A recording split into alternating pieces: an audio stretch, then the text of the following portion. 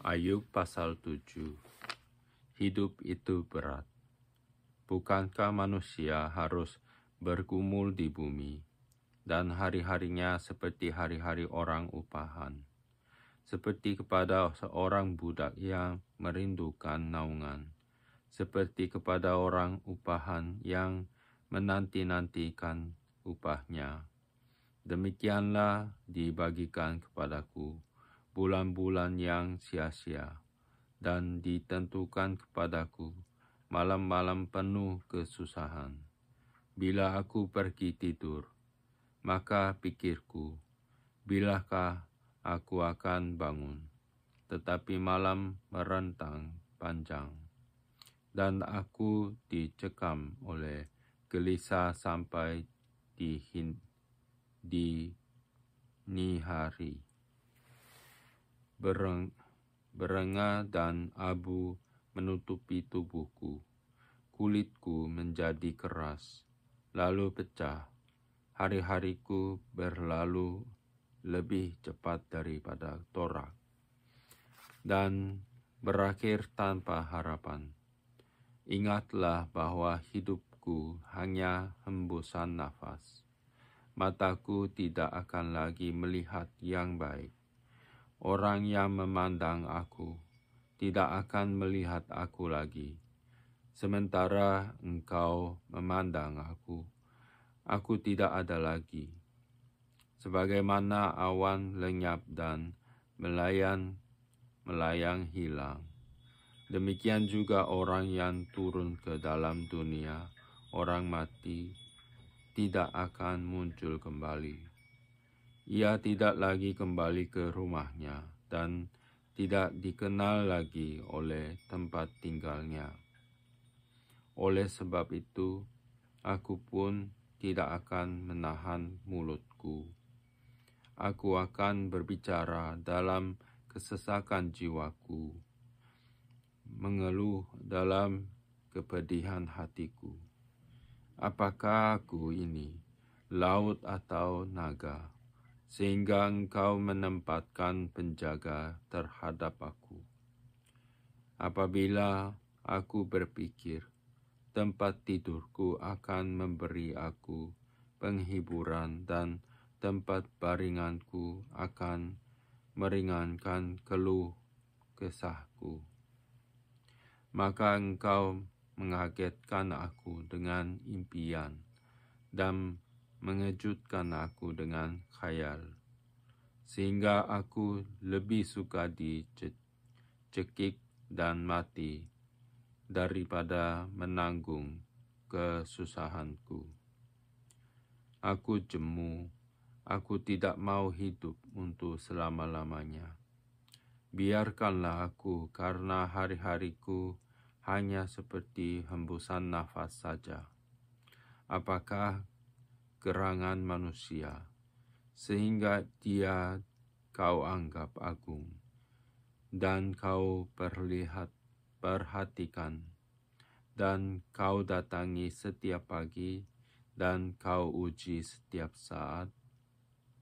Bilakah engkau mengalihkan pandanganmu daripadaku, dan membiarkan aku, sehingga aku sempat menelan ludahku?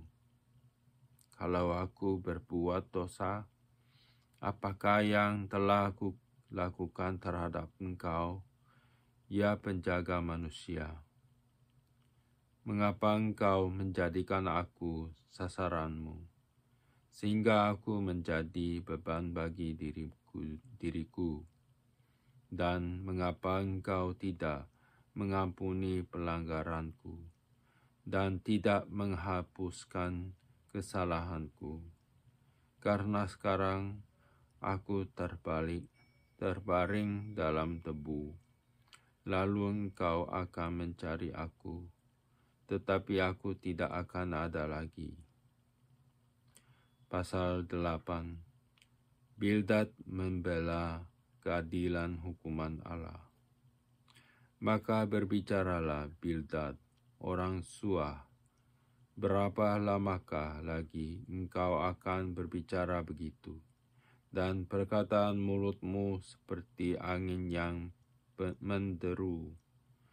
Masakan Allah membengkokkan keadilan. Masakan yang maha kuasa membengkokkan kebenaran. Jikalau anak-anakmu telah berbuat dosa terhadap Dia, maka Ia telah membiarkan mereka dikuasai oleh pelanggaran mereka. Tetapi engkau, kalau engkau mencari Allah dan memohon belas kasihan dari Yang Maha Kuasa, kalau engkau bersih dan jujur, maka tentu Ia akan bangkit demi engkau, dan Ia akan memulihkan rumah yang adalah hakmu. Maka kedudukanmu yang dahulu akan kelihatan hina, tetapi kedudukanmu yang kemudian akan menjadi sangat mulia. Bertanya-tanyalah tentang orang-orang zaman dahulu, dan perhatikanlah apa yang diselidiki para nenek moyang.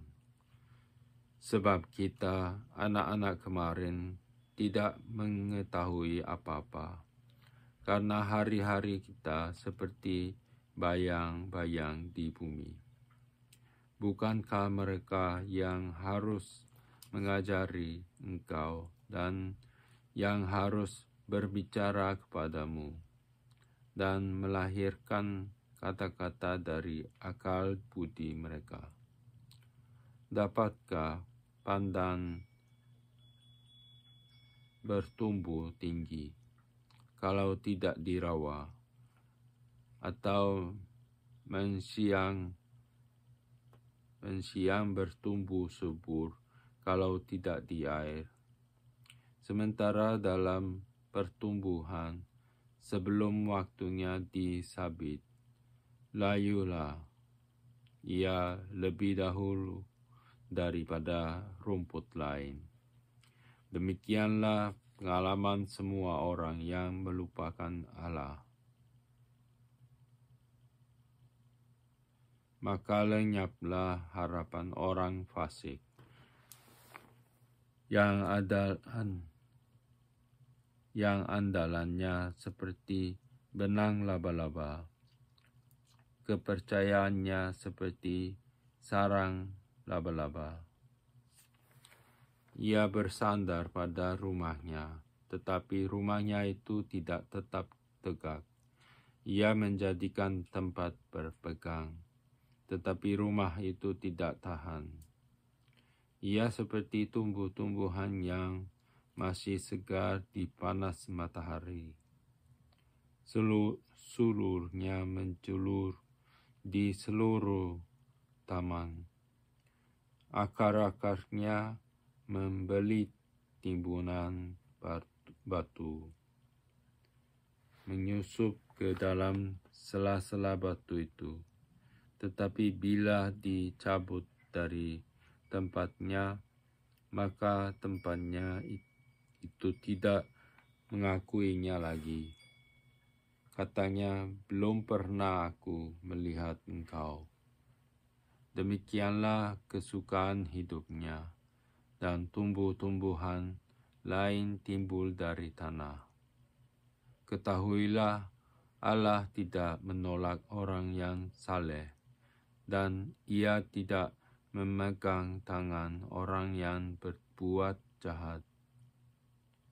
Ia masih akan membuat mulutmu tertawa, dan bibirmu bersorak-sorak.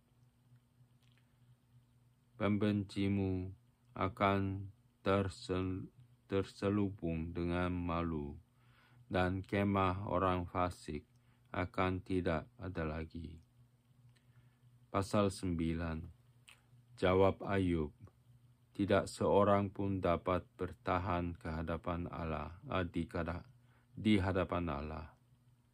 Tetapi Ayub menjawab, sungguh, Aku tahu bahwa demikianlah halnya masakan manusia benar di hadapan Allah.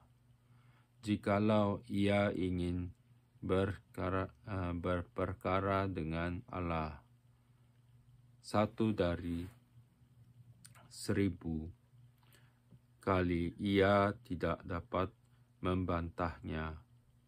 Allah itu bijak dan kuat. Siapakah dapat berkeras melawan Dia dan tetap selamat? Dialah yang memindahkan gunung-gunung dengan tidak diketahui orang, yang membongkar bangkirkannya dalam murkanya, yang menggeserkan bumi dari tempatnya, sehingga tiangnya bergoyang-goyang, yang memberi perintah kepada matahari, sehingga tidak terbit, dan menggurung bintang-bintang dengan meterai, yang seorang diri membentangkan langit dan melangkah di atas gelombang laut, yang menjadikan bintang biduk, bintang belantik, bintang kartika, dan gugusan-gugusan bintang ruang selatan, yang melakukan perbuatan-perbuatan besar yang tidak terduga, dan keajaiban yang tidak terbilang banyaknya. Apakah ia melewati aku tidak melihatnya? Dan bila ia lalu, aku tidak mengetahui. Apabila ia merampas, siapa akan menghalangnya? Siapa akan menegurnya? Apa yang kau lakukan? Allah tidak menahani murkanya di bawah kuasanya pada pembantu Rahab membungkuk. Lebih-lebih aku, bagaimana aku dapat membantah dia? Memilih kata-kataku di hadapan dia. Walaupun aku benar, aku tidak mungkin membantah dia. Malah aku harus memohon belas kasihan kepada yang mendakwa aku. Bila aku berseru, ia menjawab, aku tidak dapat percaya bahwa ia sudi mendengarkan suaraku. Dialah yang meremukkan aku dalam angin ribut, yang memperbanyak lukaku dengan tidak semena-mena, yang tidak membiarkan aku bernafas tetapi mengenyangkan aku dengan kepahitan. Jika mengenai kekuatan tenaga, dialah yang mempunyai. Jika mengenai keadilan, siapa dapat menggugat dia? Sekalipun aku benar, mulutku seperti akan menyatakan aku tidak benar. Sekalipun aku tidak bersalah, ia akan menyatakan aku bersalah. Aku tidak bersalah, aku tidak pedulikan diriku, aku tidak hiraukan hidupku. Semuanya itu sama saja. Itulah sebabnya aku berkata, yang tidak bersalah dan yang bersalah kedua-duanya dibinasakan nyata. Bila cemetinya membunuh dengan tiba-tiba, ia mengolok-olok keputusasaan orang yang tidak bersalah. Bumi telah diserahkan ke dalam tangan orang fasik, dan mata para hakimnya telah ditutupnya. Atau bukan oleh dia, oleh siapa lagi? Hari-hariku berlalu lebih cepat daripada seorang pelari, lenyap tanpa melihat bahagia, meluncur lewat laksana perahu dari Pandan, seperti Raja Wali yang menyambar mangsanya. Bila aku berpikir, aku hendak melupakan keluh kesahku, mengubah air mukaku dan bergembira, maka takutlah aku terkena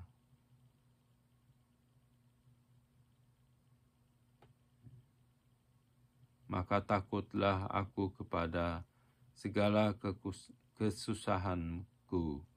Aku tahu bahwa Engkau tidak akan menganggap aku tidak bersalah. Aku dinyatakan bersalah. Apa gunanya aku menyusahkan diri dengan sia-sia, ataupun aku membasuh diriku dengan salju dan mencuci tanganku dengan sabun. Namun Engkau akan membenamkan aku dalam lumpur, sehingga pakaianku merasa jijik terhadap aku. Karena dia bukan manusia seperti aku, sehingga aku dapat menjawabnya. Mari bersama-sama menghadap pengadilan. Tidak ada wasit di antara kami yang dapat memegang kami berdua. Bilakah ia menyingkirkan pentingnya daripadaku.